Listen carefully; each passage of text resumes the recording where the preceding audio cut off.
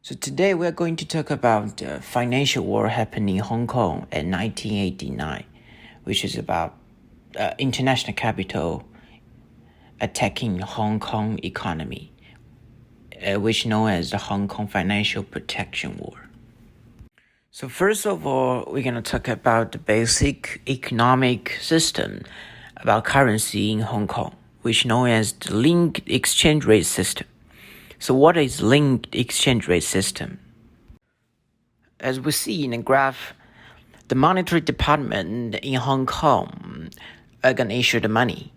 So after they decide to issue the money, they communicate with the three federal banks, which is HSBC, Bank of China, and Standard Chartered, which has no three federal bank in Hong Kong.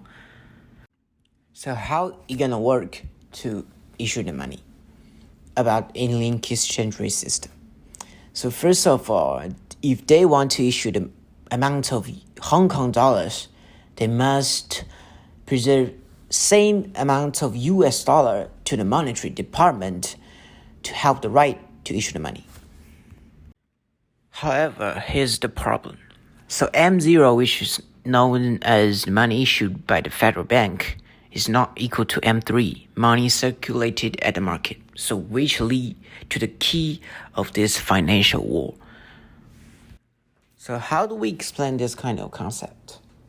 So first of all, the monetary department, which control the money, they got the deposit from the federal bank, and then the federal bank can have the right to issue the Hong Kong dollar to someone, and then the someone got the money.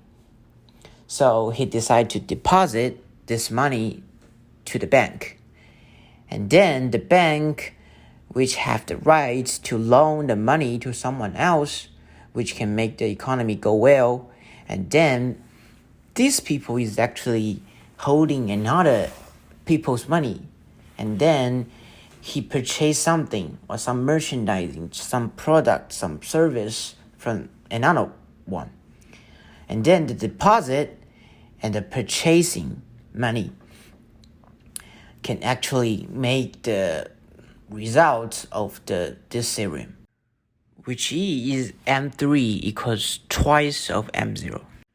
So at that time, the M3, which is money circulated market, is about 2,800 billion Hong Kong dollars.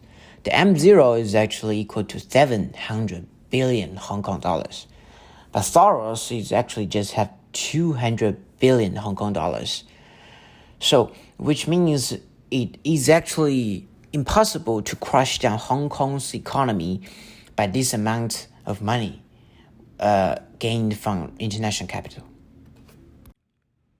So how he gonna attack the Hong Kong economy? So he's actually creating a brand new strategy to attacking Hong Kong's economy. So as we know, there are three main markets at every country, which is known as stock market, the futures market, and the foreign exchange market. So how he gonna do? First of all, he gonna huge selling to make panic at the foreign exchange market, which lead the monetary department to increase the interest rate. But the increase of interest rate can lead the huge crash down in stock market. So which he can gain profit by short the stock index at the futures market. And then he have the high level in the futures market, he can profit a lot of money. And then he used this kind of money to keep selling the currency at the foreign exchange market. So this kind of circle is actually ways that he can expand his damage by this amount of money. But the importance is not at the foreign exchange market, but the stock market. There is a couple ways to protect in Hong Kong against the SARS. The first one is change the policy of Hong Kong market. But it will hurt the international capital running away from Hong Kong because Hong Kong is known as the free port.